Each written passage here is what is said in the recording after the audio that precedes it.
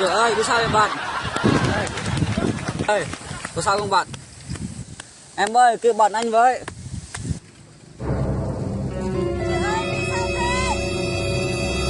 Hồi nãy nói chuyện bình thường mà, sao giờ ngất đi thế?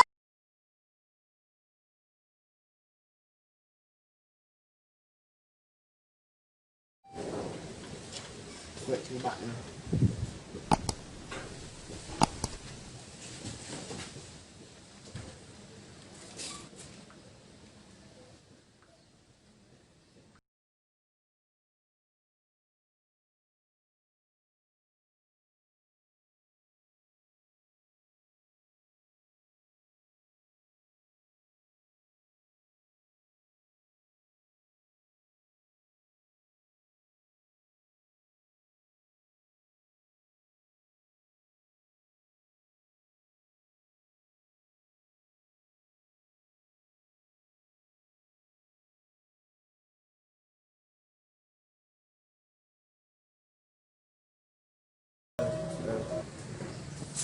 thôi nhá.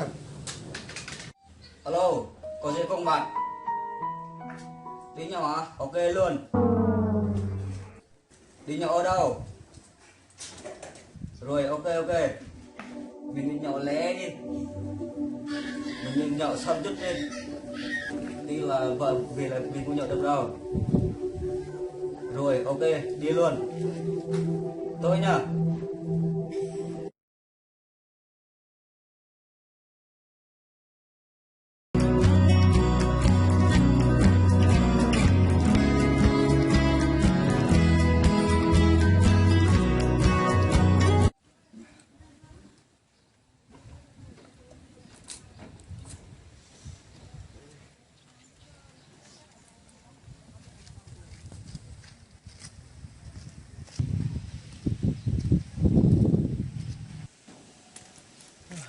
Nghe đợi bạn ở đây đã.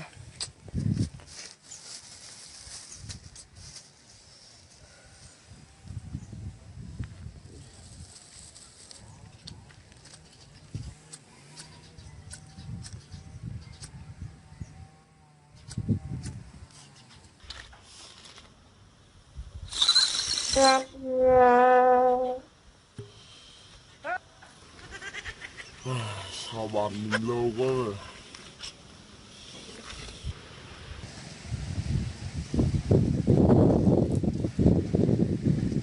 Chào bạn chưa lâu chưa?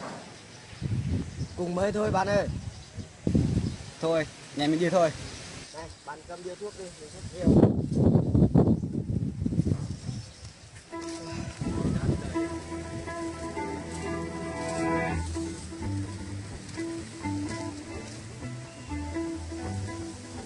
Mình không có mùi nhậu này hay là mình trèo lên cây kia hay mới quá.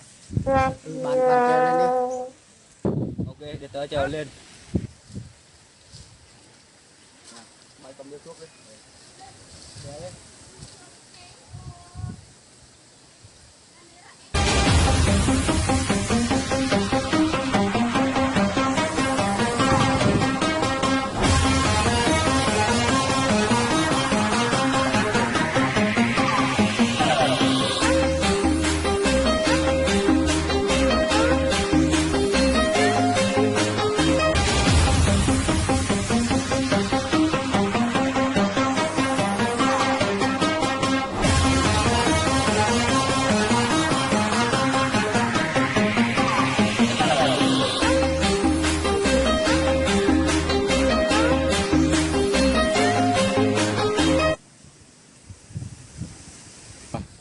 Cây kia cao quá.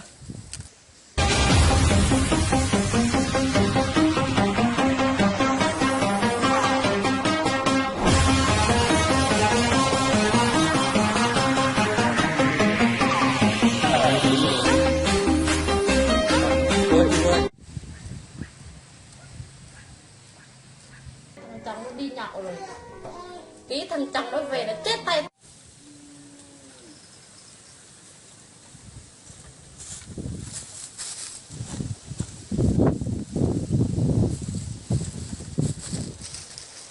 Mình nhậu đây đây, vậy mát lắm. Ở đây mát lắm bạn ơi.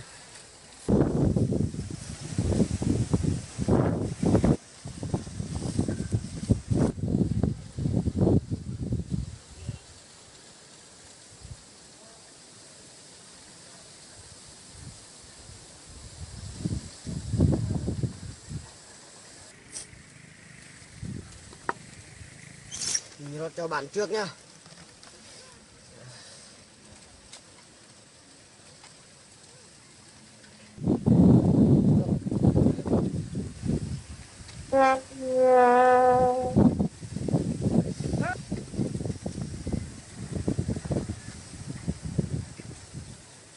Nè, đến lượt bạn.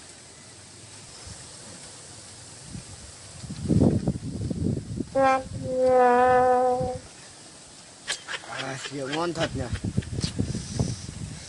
Dạo này làm ăn như thế nào bạn? Để làm bạn ơi, làm ăn không được. Nghe cả rượu uống không có luôn bạn ơi. Hôm nay được bạn mời uống vài ly, mừng quá. Hơn nửa ngày mà không có rượu uống. Nửa ngày mà nói hơn. Thôi uống đi, tí là còn về sớm. Không là vợ mình về la.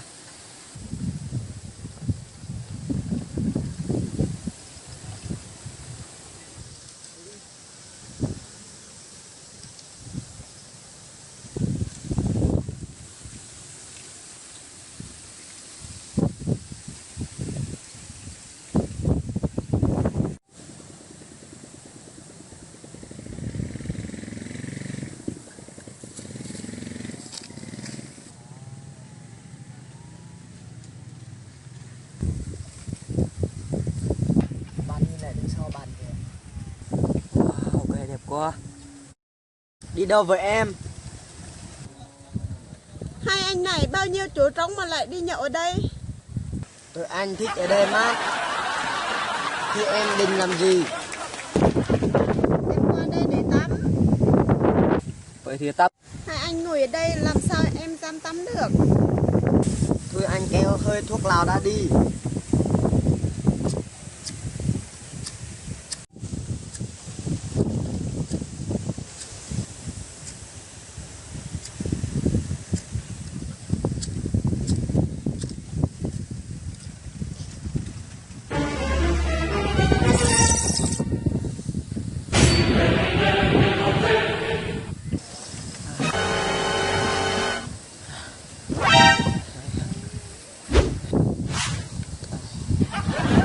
Trời ơi, có sao vậy bạn? Ơi, có sao không bạn? Em ơi, kêu bạn anh với.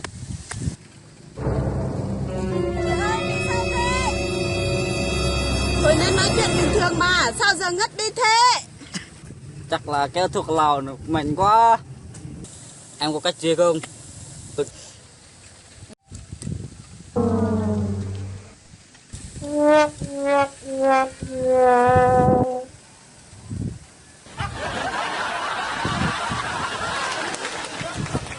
Bạn nhìn sướng thế. Để mình kéo thứ như bạn ấy.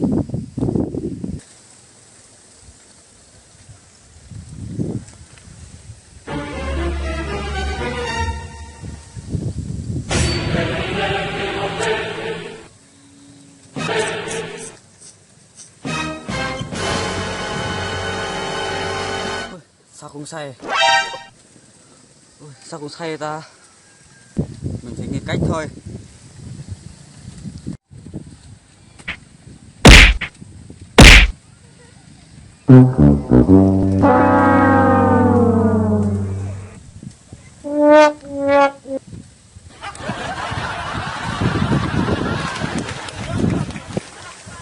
Trời ơi, lại là anh này nữa. Sao vậy anh? À, mấy anh này lừa em à?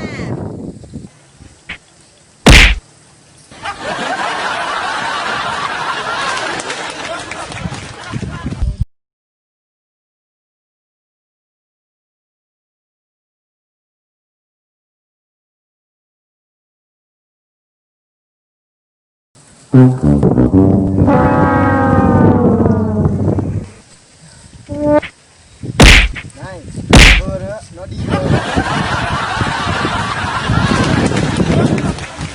Nó đi rồi à? Nó đi từ nãy giờ rồi. Tiếc quá, giờ đến lượt mình mà đi rồi. Thôi đừng dậy đi về.